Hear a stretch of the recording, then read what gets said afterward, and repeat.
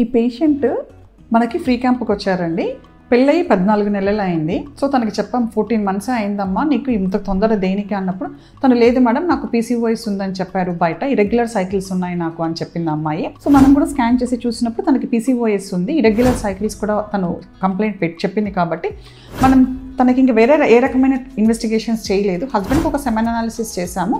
ఆ అమ్మాయికి మనం చెప్పాం ట్యూబ్ టెస్ట్ అవన్నీ కూడా ఇప్పుడే వద్దమ్మా, చిన్న వయసు నీకు కూడా, బట్ 1 year 4 months అయింది కాబట్టి మనము జస్ట్ మెడికల్ ట్రీట్మెంట్తో వెళ్దాము అని చెప్పాము.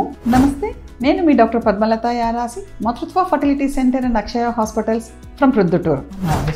ఫ్రీ క్యాంప్కి వచ్చిన డేట్ వచ్చేసేసి నవంబర్లో వచ్చారు. ఫ్రీ క్యాంప్కి November 23 ఆ టైంలో వచ్చారు.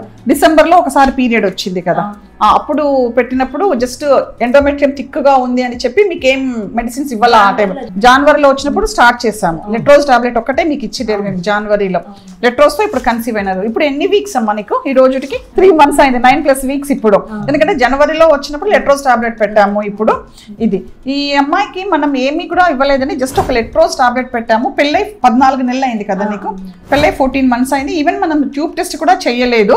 ట్యూబ్ టెస్ట్ చేయకుండా జస్ట్ రొటీన్ బ్లడ్ ఇన్వెస్టిగేషన్స్ చేసాము, అంతే కదా. రొటీన్ బ్లడ్ ఇన్వెస్టిగేషన్స్ చేసాము, ట్రీట్మెంట్ స్టార్ట్ చేసాము. జస్ట్ ఫస్ట్ సైకిల్లోనే లెట్రోజ్తో కన్సీవ్ అయింది.